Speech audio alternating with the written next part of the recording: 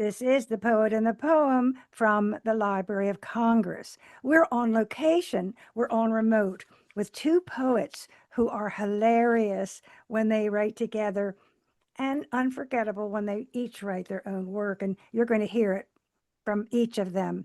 Michael Gushue and Cortney Lance Bledsoe. Now, if you were in Australia, you'd say Bledsoe. But what do you say, Court? Bledsoe. That's right, Bledsoe. I thought you'd know. And so Michael is up first with an opening poem. Oh, okay. So I'll read one of my own that will sort of lead us into how our collaborative poems kind of sound. This is called Hoover. Do you like the way I vacuum? I learned it on patrol in an unnamed Mideast country. You'd be gobsmacked at how hard it is to vacuum up an entire Mideast country. The logistics alone are a turtle's nightmare.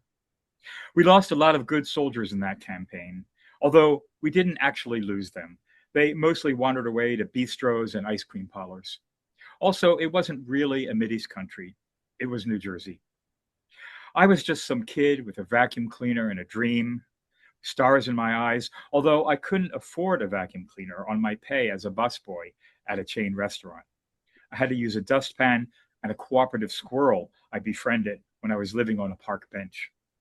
We would share acorns and work together to mug the small dogs people would leave unattended while they went and had sex in the bushes. It all went sour when I got a job as Mr. Peanut in front of the Planters Peanut store on the boardwalk in Atlantic City. The squirrel tried to bury me for the winter. I'm done with squirrels, I told myself. But the emptiness inside could not be filled. I was a hollow canister, a shell, always hungry, always whirling, nothing but dust bunnies inside. That's why I like vacuuming so much. I'm not the loneliest machine in the world. Oh, no, you are not. Michael, raise yourself up so that we can see more of you than that fabulous haircut. Thank you. Is that better? Yeah, that's perfect. Okay, great. You do very interesting things. First of all, I don't know how your mind works. Do you? No idea. We do know, but what I'm taken with is that you do a lot that Harriet Mullen does. And she won the Pulitzer Prize. I just want you to know. She takes the cultural icons that exist and she plugs in their unlike things, like analogies of the things. And that's what you do. You take things that we all know, ordinary things, and then you just change them so that it's necessary for us to have a common usage for your poems, but then you take them to an extraordinary scientific fiction place. So do you think you're up for the Pulitzer? Say, yes. Okay. And let me say that Harriet Mullen, I am a huge squee fan of hers. Huge fan of hers. I can believe that because there's so much playfulness in you and wordplay, but so much which is political and very serious. And I'm on to you. I get all of it. You are. Yes, you are, Grace. And Michael has been published in many journals, including the Indiana Review, Third Coast, Eunoia, Gargoyle, and American Letters and Commentary. He co-ran what's BAWA? Oh, BAWA was the Brooklyn Artists and Writers Association. Oh, that reading series. And then you did poetry at the Watergate. Yes. And you also run Nano Press 81 Names with Dan Vera.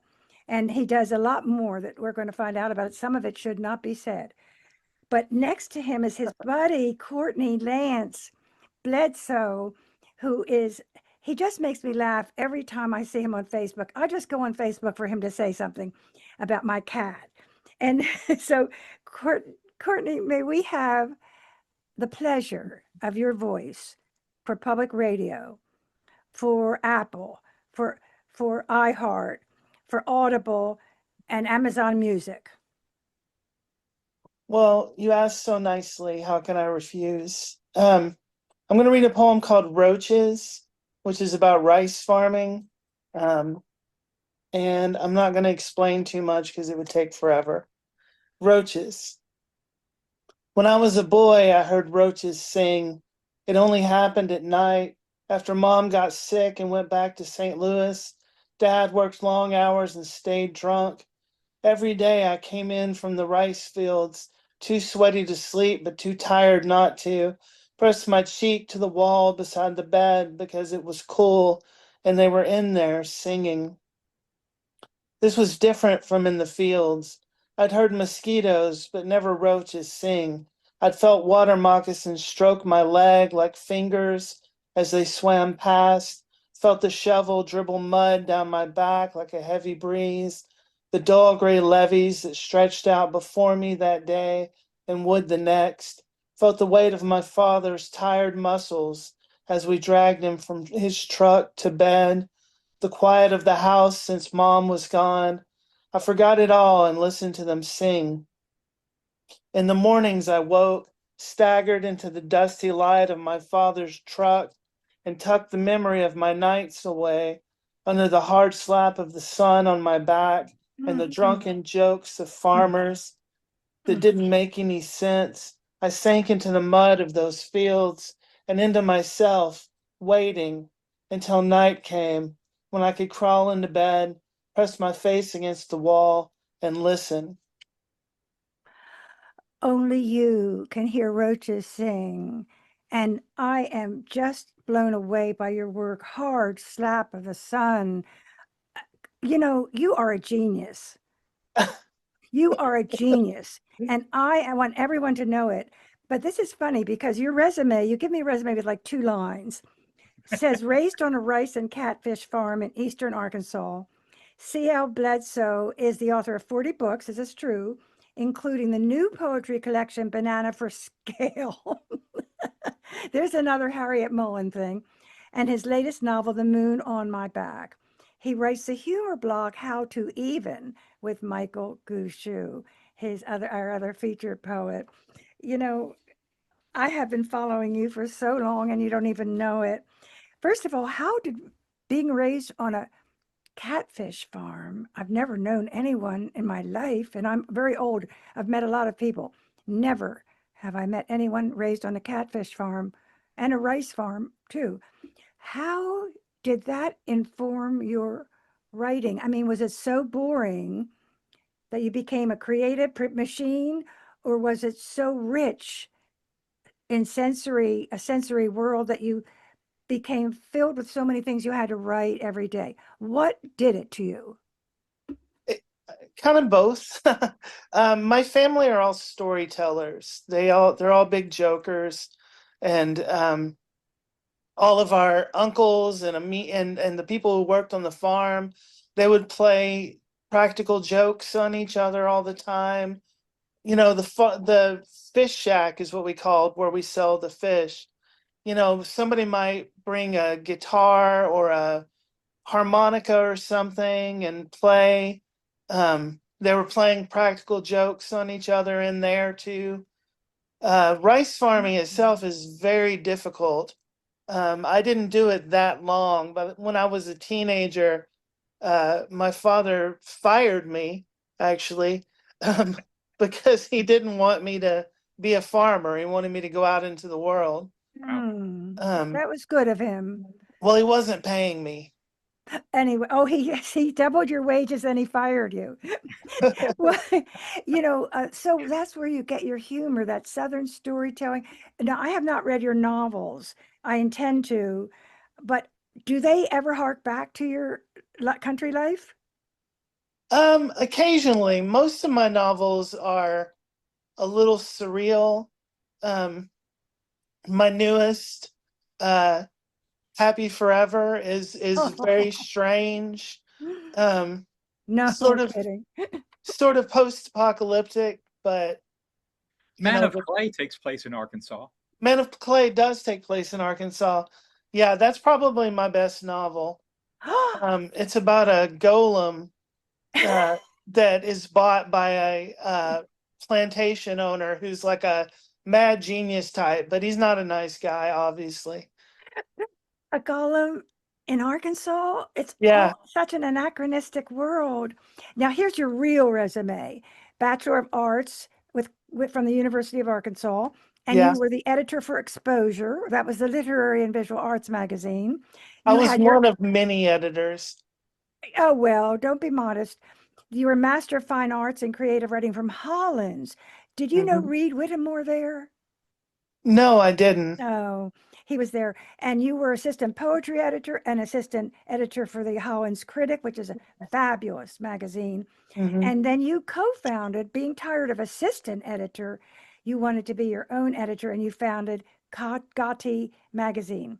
And you were Fish. the head editor there, right? Gotti or Gotti? Fish. It- Ghoti, what does that mean? Go ahead, Court.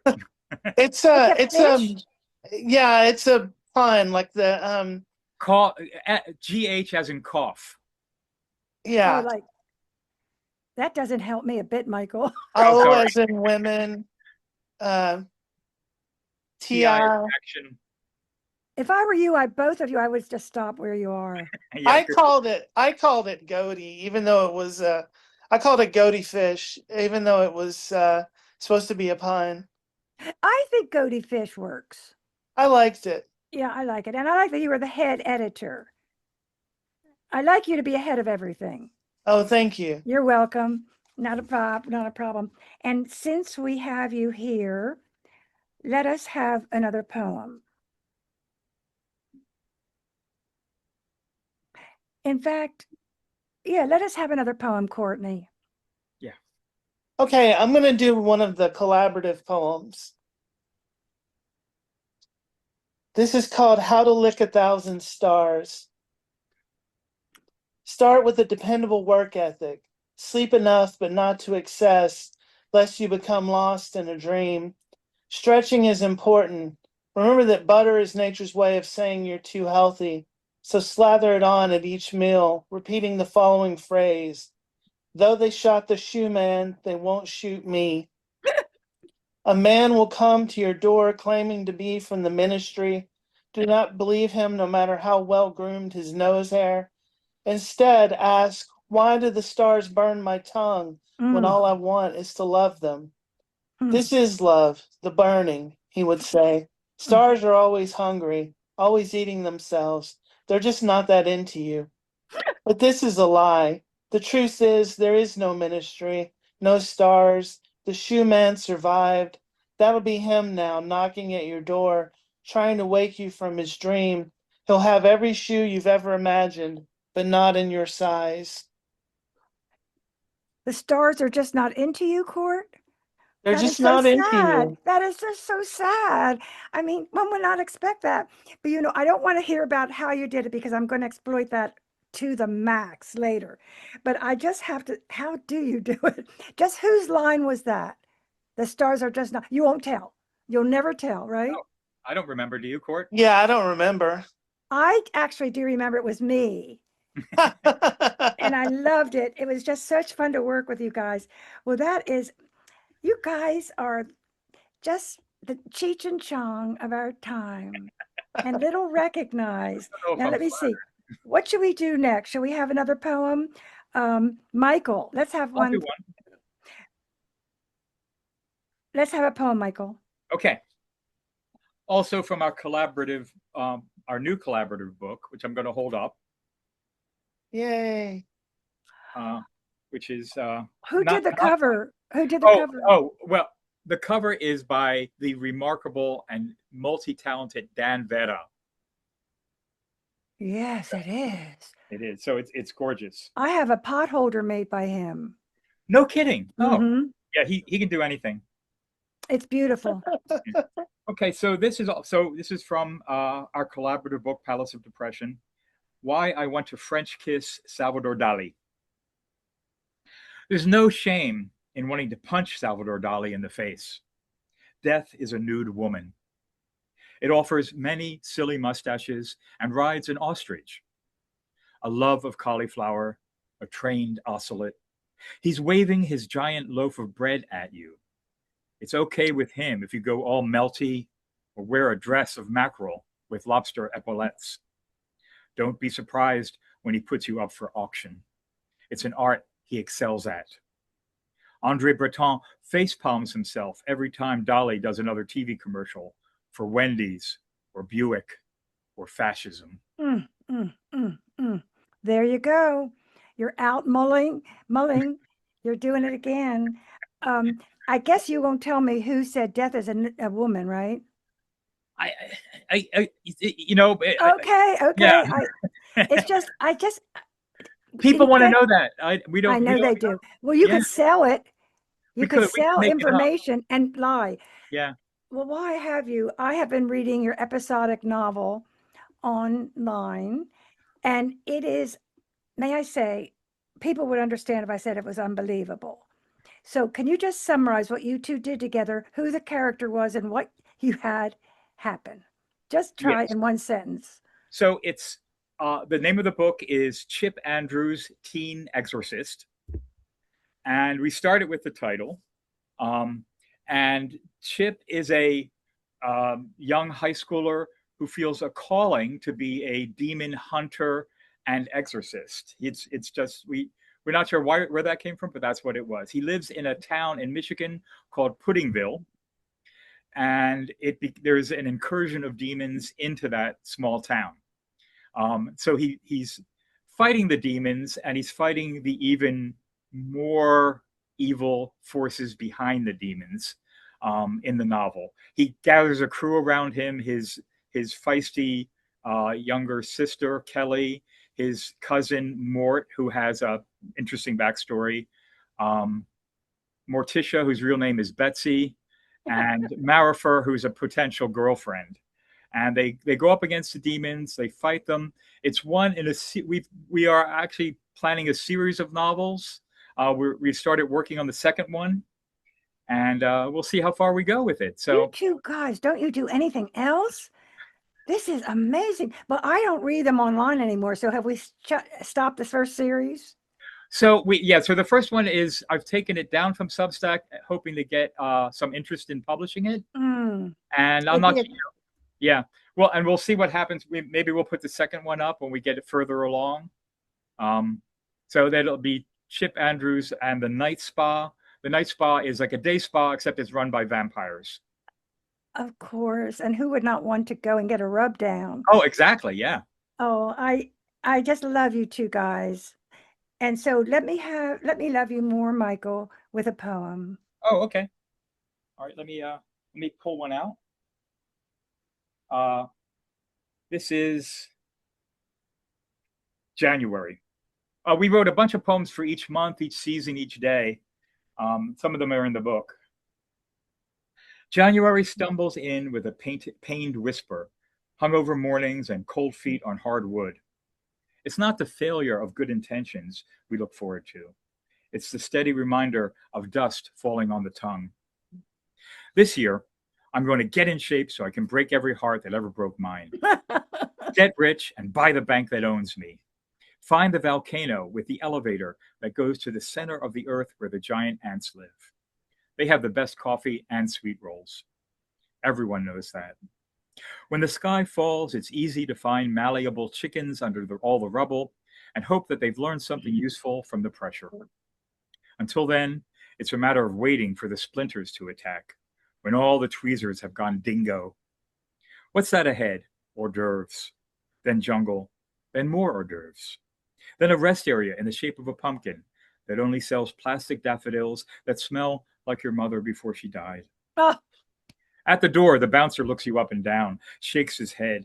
The only reason they let you in is so they can kick you out between acts. Quotas must be met.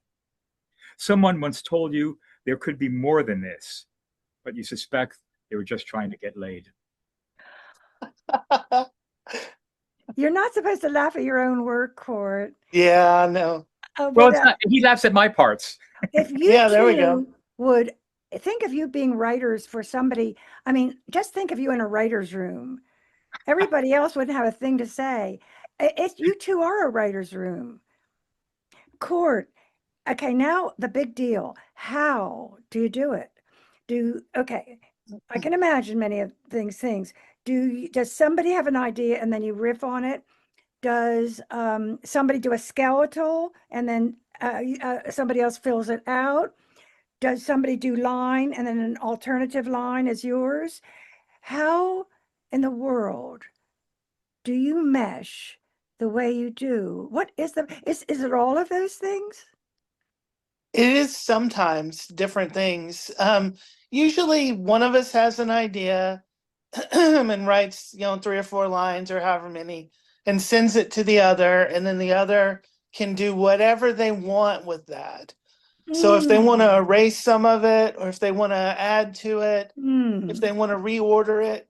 I remember one poem, I can't remember the title, but I sent quite a few lines to Michael, and he just reversed it. And that worked. That was good. And then added to it and everything. So there's no ego, really. No, there cannot be. Nope. No.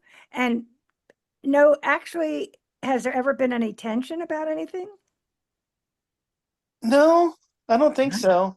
No, I can't remember any. No, we sort of agree when it's done, when it looks finished. We agree to the other person's changes for the most part. This is called a folie à deux. Yes. When you occupy the same psychosis. And so, and there's a French name for you guys. So how often do you get together, Court? We actually meet at least once a week, over something. Oh, not Zoom, but something else. Google Meet. Yeah, Google Meet. And we work on, usually we work on the novel. Last night we met and worked on a children's book, like a picture book. Sometimes we meet twice a week, but usually just once. Just once. And you've put out how many books together and novels? 3 books and 1 novel so far. And is that including the online one? Yeah, that's the chipbook online, and then the other online stuff we did over on medium.com. So, and not to count what you say on Facebook. Yeah. Which is immortal anyway. Which is how we started. Yeah. Oh, really? My cat was doing a backflip, and I said on Facebook, who can do this? Can you do this? And Court says, if you can move him over, I'll give it a try.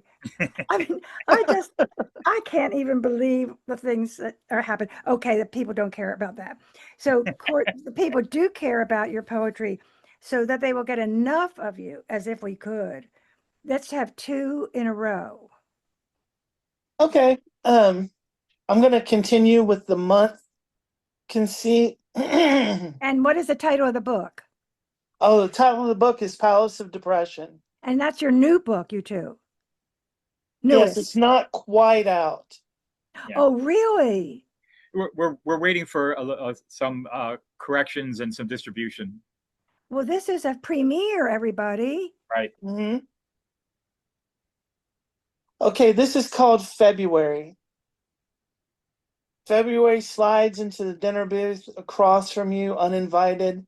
It lights a cigarette from a smoldering butt, takes a deep drag, blows a thundercloud towards the ceiling, and begins the monologue. This all happened a while ago. The wife was hitting the juice pretty damn hard, and I was too. I think it might have had something to do with how boredom traded pile drivers with hopelessness. Do you like that? It's from a script I'm working on for Scorsese. He just doesn't know it yet. I guess my Tinder date is held up in traffic. What are your desert island cheeses? Top 3. Don't say American or I'll murder your family with an air-filled syringe. I saw this guy do that on a Law and Order. The waiter circles the table for the 3rd or 5th time. There's no smoking allowed in here, sir. I'm not a sir, February says. I'm just a schmuck who hopes the next reboot will be worth it. The waiter leaves. I think this is going well, February says right as the police walk up to the table. Okay. February. Is that one of the ones where you wrote a poem for each month, each day, each minute? Yeah. Another one, Court. Let's have another one. Okay, this one is my favorite in the book. Which doesn't, for whatever reason. Joie de Seigneur. Every 8 months, this representative slogs from village to village, asking us how we rate the gods. We always say 5. The rep reports back to the gods, who nod sagely. They don't need to know we realize it's not really swans winking at us when we go for water, strangely warm mist copping fields by the berry patch. The crops won't come up unless we do a lot of slow bending to pick up prayer stones. The rains catch us in the fields and our lacy things every Tuesday at 3. We nod, we smile to stifle the yawns. There are 2 ways to keep the plague away. One is to bury our children in straw and paint happy faces on them. The other is to hold our hands in the fire until it's reassured that we think it's pretty. That's my second favorite poem in the book. It's mine too. Mine too. And only from you two could we have winking swans and singing roaches. It's so uplifting, you know, because we usually think of them as from central casting. Swans Right. do their swan, but you two Yeah. have given them a whole new character level, and I appreciate that. Nature appreciates that. And now, Michael, you are going to give us 2 poems. Okay. How to fold laundry. Sometimes flooding the basement is the only way to save you from having to fold laundry. What they don't tell you about parenthood is the goddamn socks never end. This is not a metaphor for love, but it should be. Socks under the bed, socks behind the dryer gathering lint, socks named Cynthia I should have taken back to my hotel room that one night in Cleveland, if only I dared. Socks that should be in pairs but are never found in the same place. There's only so much brokenness to fix any one house before you start looking for things to nudge off the edge. This is how a man lets grief in, by turning a screwdriver just enough to hold the pieces together and then fall apart. Mm. That was And profound. thank you. And I don't, we were trying to pick these out. This is another month poem. I don't know how we ended up with that. So maybe they're the best ones. Mm. This is called June. So we're moving through the calendar. Mhm. June, you're married to a tortoise. The tortoise has an affair with a rabbit. The rabbit's name is Achilles. That's when you realize you're trapped in a bridal magazine edited by Andre Breton. Every time you drop an egg on the floor, a justice of the peace comes down with the flu. Ceremonies that don't include Elvis are obsolete. He got halfway through the wedding vows, then 1/4 of the way. Then 1/8 of the party got the fits, and a 16th left to copyright their drinks. It's a kind of day sailing shoes seem like a good idea for walking a dry riverbed. Andre hands you the book of love, except it's made of feathers and eggshells. Make a nest from the pages anyway. Name each fold after something that's dead, a relative, an earthworm, an emotion. If you run out, you'll either have to start killing or found a church. Andre will forgive you as long as you don't turn a profit and no one does the chicken dance. You know, you are deep. Both of you are very deep because everyone knows that love is made of feathers and shells. Yes. That is the first time I've ever heard it defined accurately. And another one, Michael Gushue. Oh, so that was another one? How many have you read? 2. Well, that's quite enough for you. Thank you. Cord, I'm going to ask you a question, Michael. Please. And this is it. Why is it so adventurous to be a writer? Now, that sounds stupid, but you know, there isn't a more dangerous occupation. Like Outward Bound, my daughter went to Outward Bound. I said, honey, this is Inward Bound. Yeah. This is, Yeah. what are the risks? What does it take? Why is it a big deal? Well, I think you said, when you said inward bound, that's exactly right. I mean, if you take it seriously, and no one says you have to, but if you do, you have to constantly take that, you're constantly walking off an edge of a cliff, hoping there's an invisible bridge there. So you have to keep, I think for Cord and I, it's about, let's, let's not be comfortable. Let's set out for the wilderness each time. So I think we're constantly pushing, and that's both outward and going inward. There's so much territory, there's so much unknown territory inside you to pull the curtain back on each time, and I don't think that ever ends, and that's always a challenge and the risk is to see if you can wrangle it into something that is beautiful and makes sense.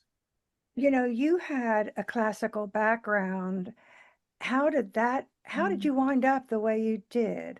You should have been a formalist, actually. How did knowledge of ancient Greece and antiquity find its way into these winking swans?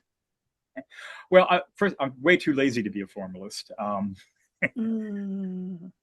And also, I actually like playing tennis without a net. I think it's more challenging because you have to imagine the net at every point. But I mean, so the college I went to, sort of classical, but I mean, it's St. John's College, Annapolis. It's the Great Books program. So the first 2 years are, Greek and Roman and early Christian and stuff like that. And you go through the canon of great books. And since the first ones you encounter are the classics, usually for people like I was, who had read a lot, but certainly was not exposed to that kind of intense inundation of stuff, it makes a huge impact. So I'm always, in my head is always flipping through the index cards of classical things as whenever you have written books using classical themes, which are very significant, very significant. Yeah, I have, and there's no, I have to say it's not, there's no like direct connection. It had to all be digested, I think, for it to come out the way it came out. So, but yeah, so I'm always going back to those beautiful books and ideas and images that come out of Greek writing, and yes, and other writing too. So yeah, and also the pathos, yes, and humor, I think has its very deep roots. Sure, Aristophanes, yeah. And your work, there's so much tragedy in it because it's so elevated from the depths of knowing otherwise. Yeah. What did you think you learned when you were a student of poetry? What do you think you took away from that? I mean, is it a good thing, master's degrees? I didn't study poetry very much in grad school. I was focused on fiction and nonfiction and playwriting and things like that. This is gonna reveal my arrogance, but I thought, well, I'm pretty good at poetry, so what I'm not good at is fiction. And so that's what I studied for the most part. And I took a couple of poetry classes, but workshops and that kind of thing, but mostly fiction. How about playwriting? Have you two together would be way off Broadway. And yeah, maybe in the Hudson Tunnel.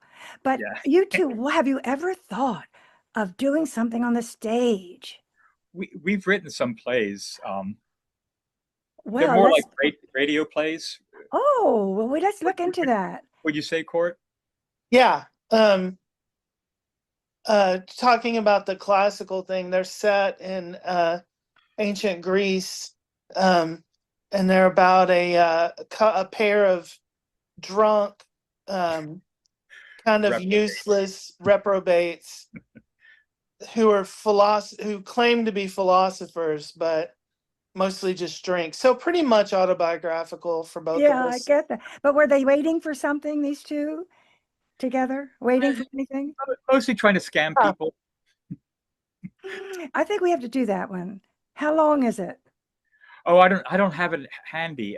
You burned it. What we do you have burnt.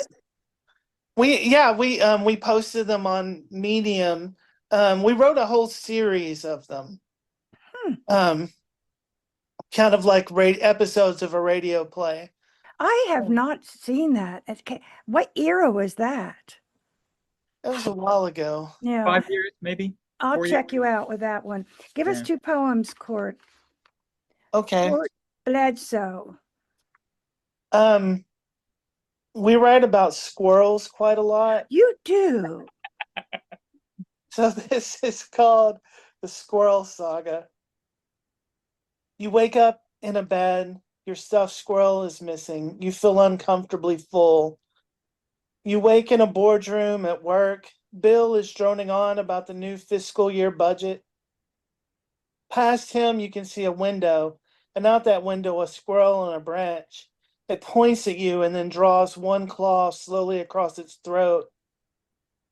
You wake in a hospital bed, the nurses are all squirrels. They squeak at you, and somehow you understand that there's been an accident.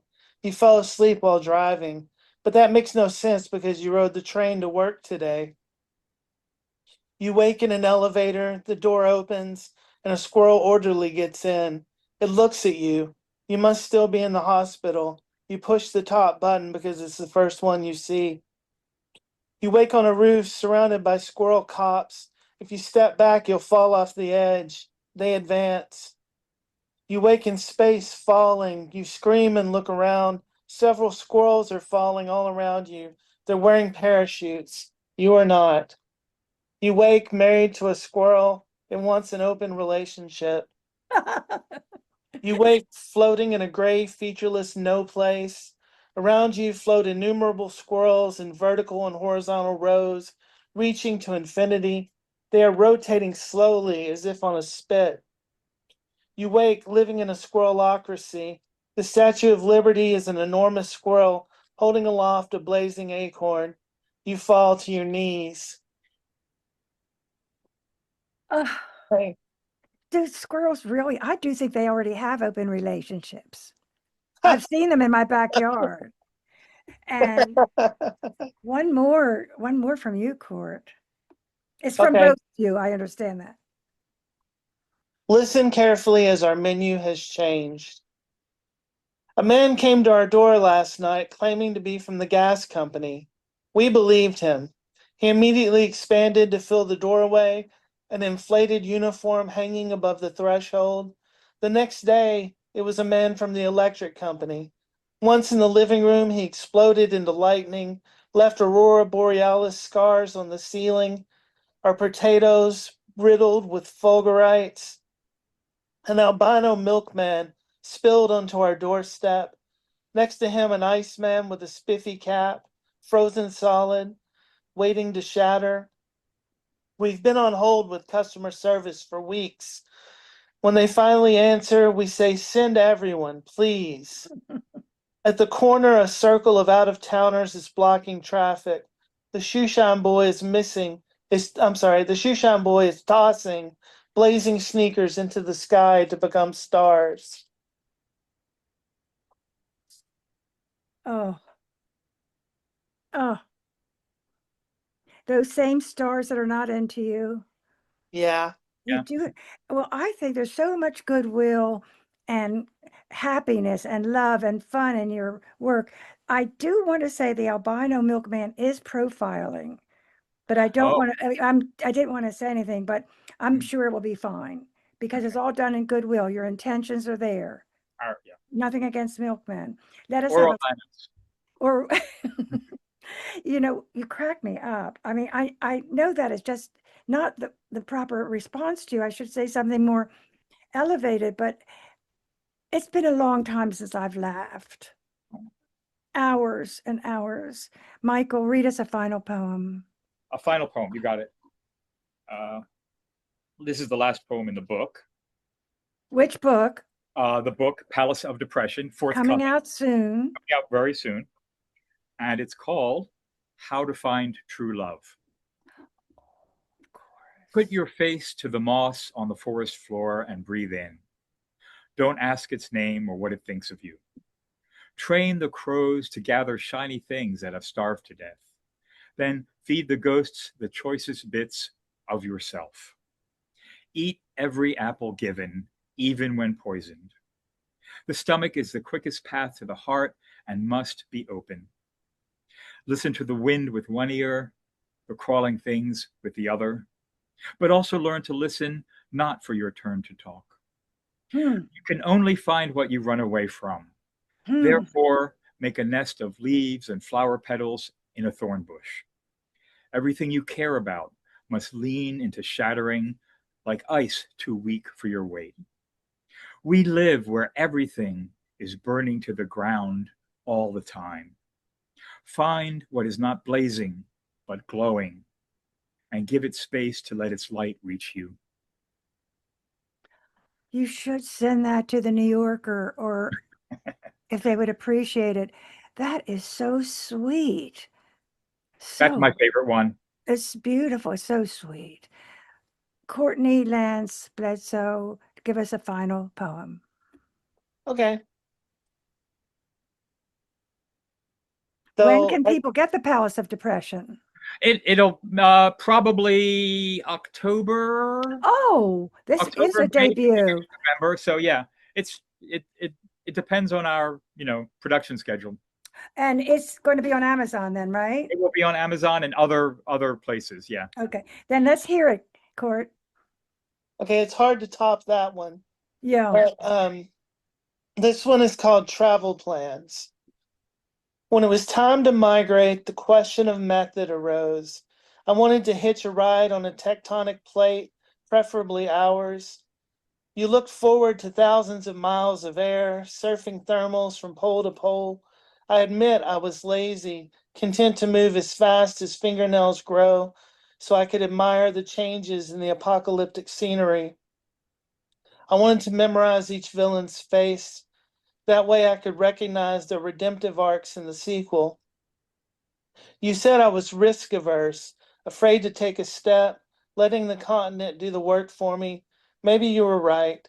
I couldn't blame you for wanting to soar, for liking that music, all wind and light. But your nervous energy was hot oil spattering on a stovetop. I was getting burn marks. When I'd catch up during your daily nap, you'd ask what I thought I'd seen. Not a single cloud top, I bet, you'd say, and you were right. You were right. Mm, the voice of Courtney Lance Bledsoe. And our guests were Michael Gushue, his collaborator. And this is the poem from the Library of Congress. We're on location, we're on remote with these two guys.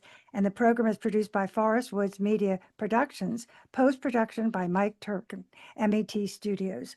We wish to thank the friends of the program, the Sinipit Fund, the Ravada Foundation of the Logan family, Natalie Canavore, Aviday Shashani, Ki Young Kim Reno, and Sandy Jackson Cohen.